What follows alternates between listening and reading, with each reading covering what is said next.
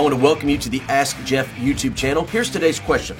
It says, I apologize if you've answered this before. I'm going to push pause there for just a moment. It's okay if we've answered it before. That's one of the beauties of having a daily question. And oftentimes we don't see the question of the day every day. So feel free. Don't apologize if we've already addressed it. Now, back to the question. What does it mean in Genesis chapter 3, verse 15, when he said, I will put hostility or enmity between you and the woman, between your offspring and her offspring? This is a quotation of Genesis chapter 3, verse 15. And if you want to get somewhat academic today, we call this the proto-evangelium, which basically means the very first gospel. Here's the setting.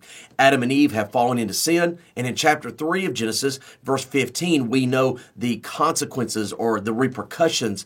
We might even say the punishments for sin are being laid out. Three entities are going to be communicated to very specifically by the Lord: Adam, Eve, and the serpent. And I stated those in reverse order. The first person or the first entity that's addressed is actually the serpent, the one who deceived Adam and Eve.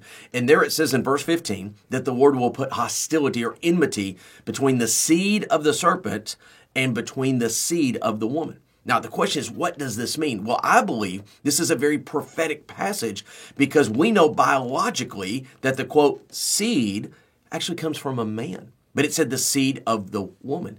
And we know we have the ability to see prophecy sometimes in hindsight that Jesus Christ was conceived, that's right, of a virgin without the seed of a man.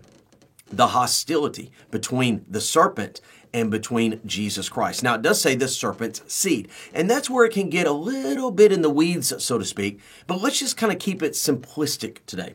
We do know that the serpent has an incarnation, a bodily appearance one day. It's called the Antichrist. One day, there is going to be an individual who shows up on planet Earth who's going to claim to be God, walk into the temple of God, and wreak havoc everywhere. We also know that the same seed of the woman, Jesus Christ, is going to return one day to what we know as the Battle of Armageddon. And what will happen? It says that the seed of the woman, Jesus Christ, will ultimately defeat the seed of Satan, the Antichrist. So when it says there will be intimacy, or there'll be hostility there, that's absolutely true, but it culminates in that famous Armageddon event.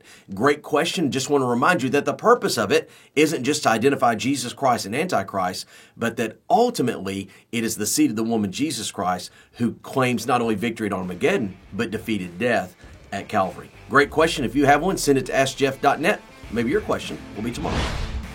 Thanks for being a part of today's daily question. Now, we answer a question each and every day. Please feel free to submit a new question at AskJeff.net. We may not have gotten to yours today, but we eventually will continue to be a part of this. Subscribe so you don't miss out on a question every day.